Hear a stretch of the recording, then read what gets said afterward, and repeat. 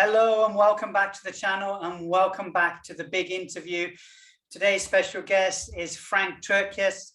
He is here joining us today. Frank is a management trainer, a team coach, and a mental game psychologist, sports psychologist.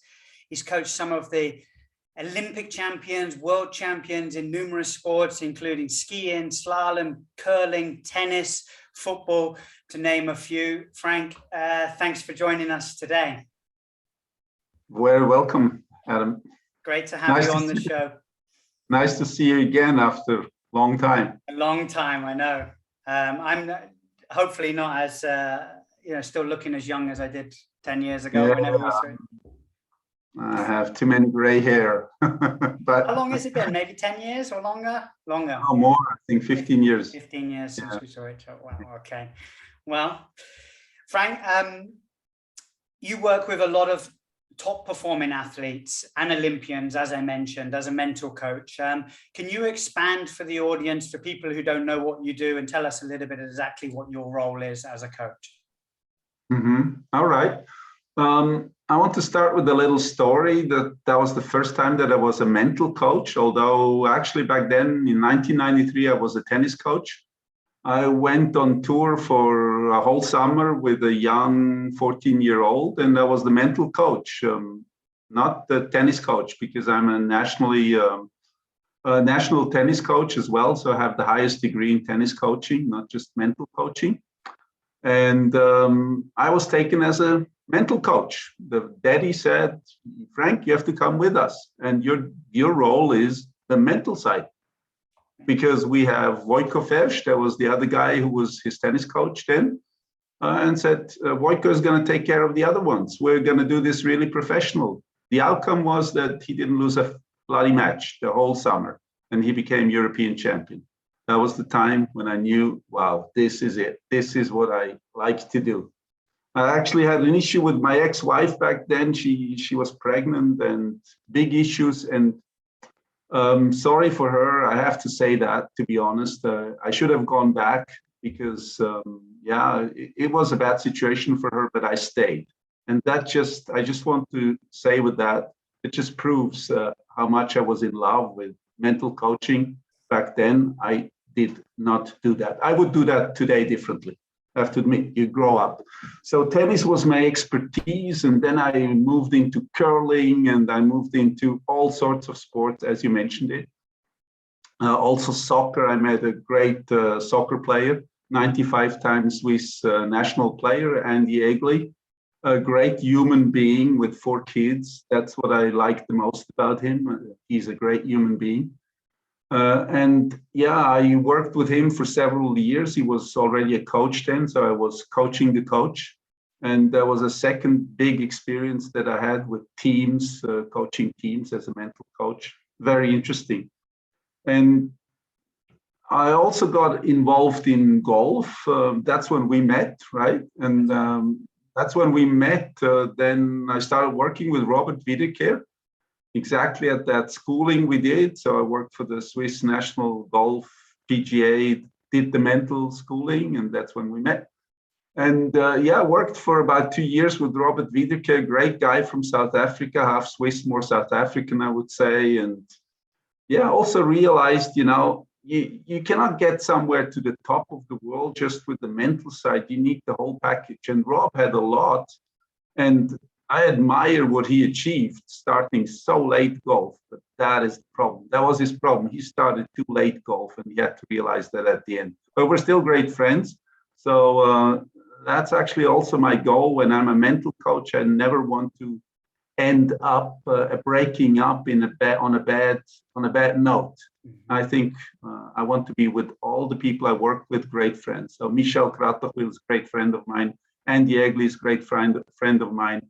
And of course, Robert is a great friend of mine, and Ramon is a great friend of mine already, the Olympian that I work with. Of course, most people here in Switzerland know that, who are into ski, that he got an Olympic silver and gold medal. And that was a pretty magic moment after his silver medal when he called me and he said, Frank, we talked about becoming second. So 2 meters, that was our riddle. 2 meters, he's 2 meters tall, and 2 meters tall, and it's on the 22nd of the second was that race. And I said, 22nd of the second and 2 meters tall. How about second place? Is that possible? So that's how we joked about it. And he visualized that every day. And at the end, it turned out that he became second. And that was some kind of magic moment, probably never a bigger magic moment in my life that I had. And that's how I started working in ski. And I'm working with a little girl as well, the smallest skier, Joanna Helm, great human being. And I'm focusing a lot on her this winter, this coming up winter. So you will hear from her most likely. I hope so. Yeah. When you're working day in, day out with these top athletes, what have you seen are the critical aspects that help these athletes perform their very best? What separates them from some of the other top athletes that don't quite make it or aren't quite successful?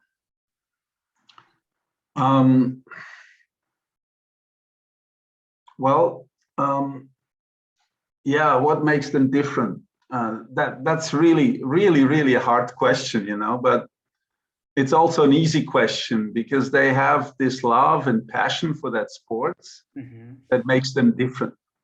And I believe you cannot learn that. You cannot learn that believing in yourself. You have it or you don't have it. Okay. And how do you get it? You get it by constantly seeing that you produce results towards your ultimate goal. So they have this strong belief, and as a mental coach, you never want to undermine that strong belief. You want to hear it all the time. You want to see it all the time. And they express it, not verbally, but in their whole appearance. They always express that they have this strong belief in themselves. And that's when I can help. I cannot help get them their belief. I can only help them if they have that. So it's kind of like the USP they have, those athletes that make it all the way to the top. So if I want to name one, it's the belief in themselves. It's a big word. We always hear that, but maybe the difference is you cannot produce that. You cannot help someone to get that. So if an athlete is very talented, but they're low on confidence and low on belief, you don't believe it's possible to get them to the very top, or it's difficult. I believe it's difficult, Yeah. I believe it's difficult. It's really difficult because they will never get into that flow state. So what they have different, I can also name this word flow state. They just know how to get in flow state, how to stay in there longer, and how to get back into flow when they're out of it. And that is the basics for that is their belief. That's what's otherwise they cannot get to their flow state. They always worry about certain things, but because they have that strong belief, they have more discipline to control themselves, to control the self-talk, to control everything they need to, at the end, wake up after 4 days of golf and win it, And I believe they just wake up when they win a big thing. They don't realize it on the way to go because they're most of the times in flow state. Is the flow state sort of the ultimate performance state then, where they're... Exactly. Yes, exactly. And this is where I can help, I believe. This ultimate performance state. So like observing an athlete when he's in flow, that's my job. And see the little details that make him be in flow. So like, what does he do with his face? How is his body language when he's in flow or she's in flow? And you don't realize that because you cannot see into yourself. You don't have a mirror. And you might not even see it on video. But these are the little things that you can help to get back into that flow state. So for example, I have a tennis girl that I coach right now. She's always in flow, and I can predict when she's in flow that she will play brilliantly the next couple or 12 points. When she's totally relaxed here, she has that those eyes that are totally focused, but totally relaxed here. And when she's not in flow, she does all the time things like this. So she makes faces, and you can see she wants in too much. She overdoes it. So these little things. So it's relatively easy to get back if you know what do I need to do. So now she needs to do something like that to relax that, to go to the towel, and these things really help her to so is one of your roles then to develop like a toolkit of, you know, these are the things that you need to do when you're not in flow, these are the things how you perform your best, and that's what you're there. Yes, exactly. Yeah, exactly. So you need to be a good observer on the mental side, and of course you need to know a lot about the sports, but flow state has actually nothing to do with the sport. It's your whole attire, your whole outer appearance that shows this person is in flow now. And if I'm not sure if he or she is in flow, I can ask her, were you considering yourself in flow? And that's when I need to really look, because that's where I get my data from. That's really interesting. In your experience, because you've worked with a lot of top coaches yourself in all the different sports, what do the top coaches do differently to the lesser? So we talked about the athletes, what they do differently. Your opinion is belief, self-confidence. What do the top coaches do differently to the less successful coaches? Yeah, coaches in general, they're absolutely the same. So when it comes to that belief of the athlete, top coaches never undermine that. So if I'm a mental coach, and if I have a technical coach with me, and I realize that that coach undermines the confidence by talking, by communicating to the athlete, by being negative instead of critical, because it's not the same for me to be negative or critical, but being negative by nagging or whatever it is, then I would talk to that coach and say, look, don't undermine the confidence of your athlete. Never, ever do that. Never even give the impression that you doubt that he or she can do it. So they never undermine the confidence of an athlete. And athletes feel that, and that makes them feel proud and convinced about themselves.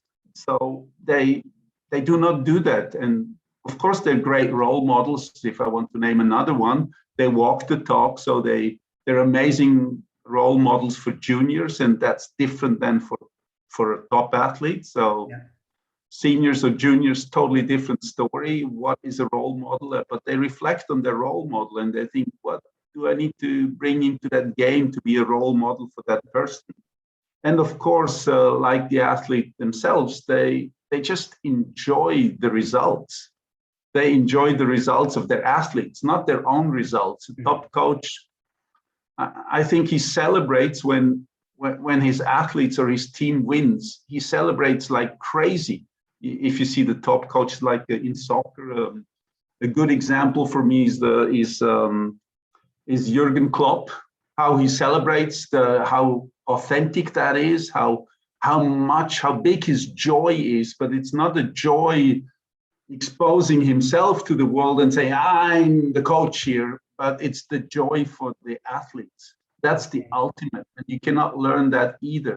Either you like that joy of winning others more than yourself, because Jürgen Klopp was never a great soccer player, extremely great. So he found his role enjoying others being successful. And that's what you really need to have. If you were a great player, used to be a great player, you need to switch. If you're not able to switch, to enjoy that at least the same like your own wins when you were great. If you cannot do that, you will never become a good coach, in my view. Yeah. If it's all about you and not about the success of the people. Success of the people. That's interesting. Yes. And that's what I always feel when I was with Ramon in Slovenia, Kranjska Gora, when he won his first World Cup race. That was actually his first win. I was there because I felt he could win it. And he won it by a margin of 1.25 seconds. That's a world in skiing. beat Marcel Hirscher and the Norwegian guy. So I was in the stadium down there. And yeah, well, if I'm thinking back how I behaved there when he crossed the finish line, I was surrounded by 20 Slovenians and they all thought I am his father. Are you the father of this guy? And I said, no, I'm his mental coach. So I was going completely nuts, Brilliant. Absolutely nuts. I could not stop myself. I was dancing like a pure joy. Yes. Yeah. And I cannot recall that I ever danced like that after winning myself in a good tennis match. Never, not even close. So that's what I mean when I say you really have to enjoy the successes of your athletes. And you think that all the top coaches have that in common, in your opinion? Yeah. Yeah, I think they do. They do. Yes. Yes. They are role models. They enjoy. What negative experiences have you had that have helped you become a better coach? Because you've had a lot of successes and you are renowned. What negative experiences have you had that have made you stronger and a better coach? I thought about that question because you sent it to me before, and I thought, this is an interesting question. We always think, yeah, you got to learn from your negative experiences. And I thought, what negative experience did I make? And I realized, not because I was always successful, that I cannot talk about defeats or anything that was negative. So a player losing and being disappointed, or an athlete losing and being disappointed. No, that was never it. It was all about rejections or conflicts or severe disputes with athletes or coaches. So it was this kind of disappointments that made me grow, that made me realize you cannot work with someone who doesn't fully trust you if you want to trust them, for example. Yeah. So, and if it's only the parents of a girl, of an 18-year-old girl, then it ends in disaster. And this gave me sleepless nights. This made me better as a coach when I realized, yeah, conflicts are important, but if they don't end good, if they end with rejection and loss of trust, you can end it right there. It will never work. You cannot continue. Did you ever say something at the wrong time, or give advice that at the wrong time, jump in too early, or anything that you think, oh, I should never do that again, or that was a mistake? Oh yeah. We still laugh about that. That was a tennis player he was beating actually a player that should have beat him. So he was on the edge of winning a big match. And I was so thrilled out there, and it was interclub and I could coach him. It was in National League B, and we were able to go on the courts to coach. And it was such a great tactics and strategy we had. And I realized now he's gonna get him. And he was 4-1 up in the third set.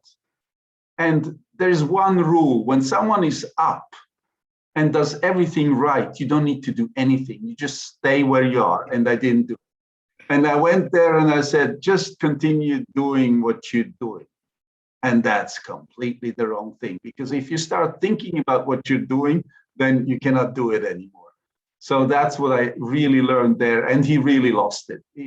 I screwed it completely up with one sentence. And yeah, but that's how you learn, But you know never to do that again. No, I would never do that again. No, that's one actually negative experience that made me better. There we go. Don't coach someone who does everything right. Just be quiet and enjoy, and just let them do what they're doing. Just let them do it. Yeah. I mean, the advice you gave wasn't even wrong, but it just didn't need it. Wrong, no. That's why. When you start thinking about it, you're out of flow. You just cannot do it anymore.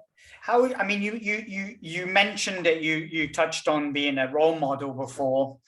What do you think the role is of a top coach? What are the most important skills a top coach needs to have? Well, top coaches have several roles, in my opinion. because this is a very complex question. So the number one role is the number one hat. I really have to wear this hat now. It's the hat of being a coach, maybe a technical coach, maybe a competition coach at the same time, and maybe be the touring coach. So you need training skills, you need coaching skills, like listening, like methods, how to get someone, to make someone better. So that's role one, and you need a complete skill set there. You need to really always be up to date with your sports, and that's hard, especially in golf, I believe. In tennis as well, there is always new things that you need to know, and you need to be able to transport to the athlete. And of course, coaching skills, improve them. Number two hat as an athlete is the private environment, because there's always people around who influence them. And if you are now a coach, just a technical coach, then you need to talk to those people too. You need to have lots of conversations. You need to see, do they all work in the same direction or not? Is the boyfriend good for her or not? And if you come to the conclusion, oh, that boyfriend is, I have an example right now, I will have that talk today. Is that boyfriend really good for that girl? That's a very sensitive topic. But as a mental coach, you have that topic. As a technical coach, you just take a new hat and you think, okay, I have to talk to that girl. She needs to think about it if the influence is good. So parents that do not align with the whole coaching stuff, don't go in the same direction. It's very important. I think it's even more important, this hat. And number three, of course, is all depends on how big your role as a coach is. Let's say an NFL coach, top NFL coach, he has a huge coaching staff. So what do you need? You need leadership skills. So we have those technical skills, knowing the game. We have environment, knowing how to deal with all the people that influence the athletes or the team, plus managing your whole team. So you need leadership skills like trusting people, inspiring people, bringing them, letting them do the right things, and talking to them constantly. So I don't know how really a good NFL coach does his job, really, without leadership skills. And then you come to the end, and if you're really on a top performance on the sports that had a lot of recognition in the world, you also need to talk to sponsors, to media. You cannot just say, well, I have no time for you guys from the press and from the media right now. No, you need to manage that too. And you can make a lot of mistakes there, put a lot of pressure on your team or on your athlete once they're successful. That was a big role I had with Ramon, for example. After he won his silver medal, the world was not the same anymore for him. So he wanted to talk to me all the time about that, including also with his father.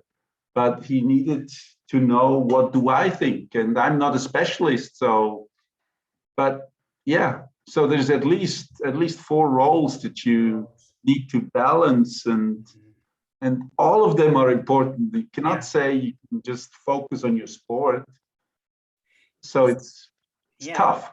It is, I mean, because a lot of coaches are good in one area, aren't they? Very good technical coaches, very good communicators. But to be able to be efficient and in every single one of those roles is difficult. No, it's difficult. If a young coach who's just started their career, obviously, I think most of the audience will be golfers that are watching today, and they're just setting out on their, they just finished their apprenticeship. What would be the most important piece of advice you could give them for their coaching career? What would be the first thing you would say to them at the beginning of their career? Yeah, that is a tough one. That is that is coaching, being a mentor or something. Mentoring is something very important. I believe young coaches who have mentors who can look up to people who give them good advice in their early stages, they have a big advantage. because they don't need to make all the mistakes others make, although mistakes are good to make, but they can also jeopardize your whole career if you make too many mistakes. So having a good mentor is something really helpful. If I would be a mentor, I would give him the task to say, where do you want to be in 10 years as a coach? What do you want to achieve? And who do you want to work with? And why you're all doing all this? And I would want him to present me all that in details. And then the next step would be, okay, now break it down to years. Where do you want to be? How could your 10-year plan look like? Make a picture, make a collage out of it, and get it all together where you want to go. That's how I would want to see how much vision this young coach has. And if there is a lot coming there, I know he will be a great coach. If there's little stuff coming, might not be the right thing for him, because you need to know why you're doing it and where you want to go and which is your audience, and that can change who is your people you want to coach. It can be, of course, must not be top athletes, can be Eva and Adam, yeah. the couple, the nice couple who wants to learn golf, and if that's your role, yeah, give it 100% in that, and you'll create your fans. You have couples that only want to come and see Adam because he's the best couple golf coach, whatever. So you need that USP, that unique selling experience, that you have your audience. But everyone dreams of the top athletes, but not everyone is made for them.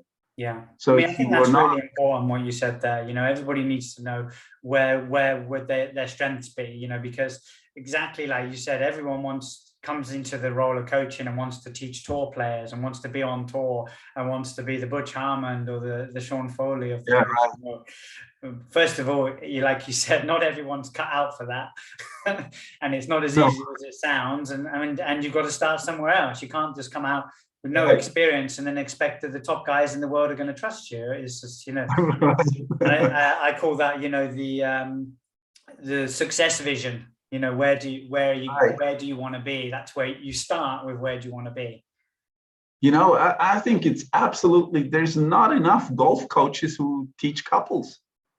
Okay. Because that's a USP, I believe, saying, okay, knowing the two people and helping them to have fun together, because that's a big market.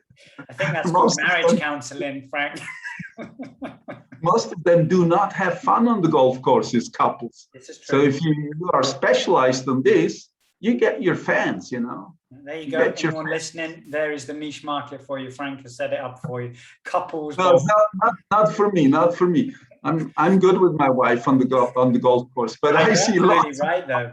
But you are right. It's like one trying to teach the other one to drive. Or you see it all the time. They're at each other's throat on the golf course. This is true. Yeah. That's what I learned from Rob the last round. Rob Whittaker. I was trying to say one thing to my wife while we were and we were playing a tournament. It's actually not allowed. He said, "Frank, no, after the round, let her play." He's right. See, that's a counseling, and that's a very good advice. So a pro should go with a couple and tell them, "Look, I have some advice for you how to have more fun in golf," and that pays. I'm sure that pays. Let's move to technology. Which technology advances in the last 20, 25 years have helped you most with your coaching and with the performance of your athletes, if at all? Of course, I grew up as a traditional coach, not using lots of technology, but moving into golf and especially on the golf world side, there's tons of possibilities, and I believe good possibilities to help on the technical side. And lots of people also do that. I just use technology as coaching tools, so I don't need to see my athletes anymore. I do exactly what we do here with my athletes that I know already. For the first meeting, I meet them. And like that, we can have a lot more communication, and not just over the phone or write text. That's not efficient. This Zoom is very efficient. And if the trust is there, so that is great. And I use audio technology. So I do tapes for my athlete a lot and combine them with music and all that, highly individualized. And that's what I mainly use as a technology. So really good audio tapes, making audio tapes, combining them. And I'm actually building that up to make it even better, to have a real good studio to produce those tapes. Because and I believe would be that like sort of motivational tapes or music or yeah, the word motivational tape is always the wrong word, but it's used like that because they don't need any motivation. They just need the right mindset. So it helps to keep their mindset where it is. So if they're successful, then it helps their mindset staying there where it's supposed to be. So there's a lot of results in there that they produce themselves. So I never give them any advice that they cannot believe or any instructions that they cannot believe, because the subconscious only takes in what it can believe. So what they did, they hear, and this takes a lot of listening, a lot of observing, a lot of following the athlete to give him that sort of motivational tape to go from race to race. And that's what I do in skiing. They have something for every race, and just keep having their focus on what they want to do and not get distracted by negative thoughts. Yeah, so it's more of a sort of keep on track sort of tape rather than the motivational. Yes, yes, because it's always newly designed every week almost, or every 2 weeks for every race. Okay. And so it's kind of a life story tape. Yeah. Now your life story, your sport life story. So to be continued. If there was no success, of course, we have to work on that, getting up again. Mm-hmm. If there was successful, to go the next step, to keep that success in mind. So. Now, actually, no, Frank, this channel is intended to help coaches improve their knowledge from top coaches like yourself, but it's also to try and help them improve their businesses. The business aspect is slightly different to the coaching aspect. We have a business to run with a lot of us are self-employed, and what business skills do you think a coach needs today in order to run a successful coaching business? Yeah, that's a question that asks for one answer. Yeah, use everything you can, Insta and all channels you can, to promote yourself and your product. And I believe, yes, you can do that, but without any really good strategy, that doesn't help.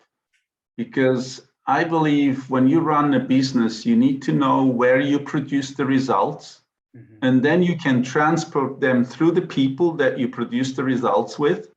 So couples that become your fans and tell other people, if you want to really enjoy golf and play better with your husband or your wife, I'm sticking with that example, mm-hmm. go to see Adam. Just go to see Adam. So that's the old-fashioned way. And of course, if you have that USP, if you do something on that, you can channel it on different channels and always do more of the same thing, because I believe you want to be rather a big fish in a small pond than a small fish in a big pond. They're very much specialized in whatever you do. You specialize, yes. And then you just you drum down with all your communication channels are used to back that specialization out.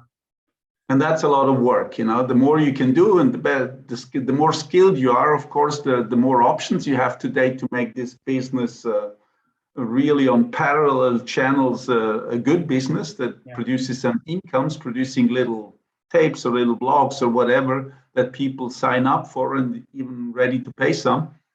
But I still believe, you need to get those fans. So and how do you get fans? They talk about you. Yeah. And that's how your Instagram account gets bigger. The more people that talk about you, the last 20 years, I was a leadership coach, and I have to give you that example. I have one fan that produced more than 2 million turnover for me just by recommending me. Yeah. So I made more than 2 million turnover with one fan through companies, An of advocate course. in that case. He did not do it for money. He didn't get any provision for that, nothing. He just worked for one company, big company, and he said, why don't we go and see Frank and let him offer something? Then he worked for the next company, and I'm still working. No, the first one I'm actually stopped now, but the second one I'm still working with. And I'm still making 100 grand with that company every year since 10 years. So that's already the million. Actually, in the beginning, it was 200. So one fan, one. And that's the old school. And I believe today we have too many fans, but we don't have real fans. We need real fans that make it explode. Yeah. So you know that better how to create that online business, but everyone does it. But I'm a little skeptical that there's a lot of people hanging in there and not achieving anything. No, I mean, I you know yourself.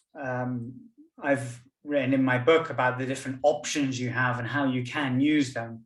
But I'm a big believer personally, and I hope that comes across as well, is that obviously the customer is the most important person. And like you said, if you look after them and you make them fans, then you will anyway always be successful and busy if you really do everything you can to make your customers happy.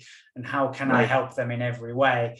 The other things are all bonuses, and you can share what they've got to say or share their, how happy they are with you through the different communication channels. But the customer has to be in the center of all of that strategy. Yeah, and he needs to be more than a customer. He really needs to become a fan, Yeah. And those fans you really have to treat nicely and treat well. Yeah, look after them and do everything for them, because if they do something for you or a lot for you, you have to see them. You have to really see them. If you oversee them, that's not good for your business. And if you were starting again, Frank, would you do anything differently? Yeah, in Switzerland, that's the Fielmann question, or in Germany, right? If you would have started over again, what would you do differently? You wouldn't have left your pregnant wife. You wouldn't have left your pregnant ex-wife to go to the European Championships. I cannot say that I would have. Today, I would do it differently. Yeah, because today I have a different wife. Yes, I would do it differently, obviously. I actually do not regret anything. I have the privilege of working with top athletes today, and I have the financial privilege to choose them. So I'm not working just with any athletes because I need the money from them. I actually started with Ramon Sennhausen for free. So the first season, when he already became an Olympic champion, he didn't pay a dime for his Olympic medal, not a single dime. Okay, so because he couldn't afford his food. When you're top 30 in the world, which he was back then when I started with him, you cannot afford your food. You make like 25, 30,000 a year. That's all you get from money that comes in. That was it. I said, look, Ramon, I really want to work with you if you want to work with me, and let's find out how this is. It's not about money. So I have this privilege to be able to do that. So why should I have done anything before differently? No. And that is really what I want to do with the rest of my life, have the privilege to help some kids, some young athletes or some grown-up athletes to get really, really good. And if they get really, really good, they will pay me at the end. They will pay me. So Ramon paid me after that. He paid me 3 seasons really nicely. So just you and me. So I'm really happy what I got back, also money-wise, but you have to be able to do it for free, and that's a great privilege. Yeah, that is. So if there's any golfer out there who doesn't have the privilege to have a lot of money, I could be there for him. That's great. So there's no bills coming in for him. or her, but that's sometimes even tougher, for the athlete, because he knows he needs to show that he really wants it. Yeah.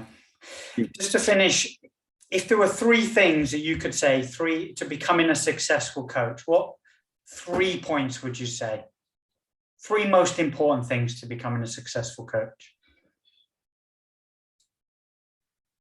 The same like an athlete.